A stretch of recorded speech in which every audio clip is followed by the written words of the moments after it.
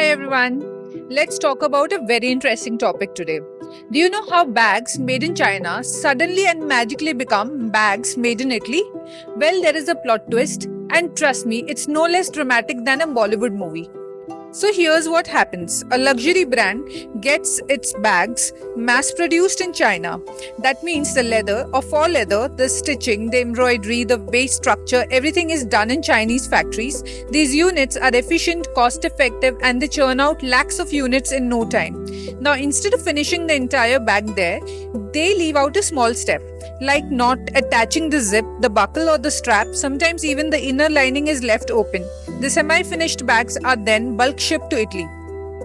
Now here comes the catch. Under EU and Italian customs law, there is a concept called substantial transformation. If the product undergoes a significant final processing in a country, like assembling, finishing, or adding crucial parts, then that country can legally be declared the country of origin. So what do these brands do? They take these half-done Chinese bags and in a small Italian workshop, maybe a family-run unit in Florence, they attach the zip, finish the lining, maybe polish the edge a bit. That's it. Now boom, legally, the bag becomes made in Italy. The tiny Italian touch, which might cost them a few euros, gives them the right to label it as an authentic Italian product. And we, as customers, get carried away by the glam, thinking we are buying something that was handmade in Milan or stitched by artisans in Tuscany.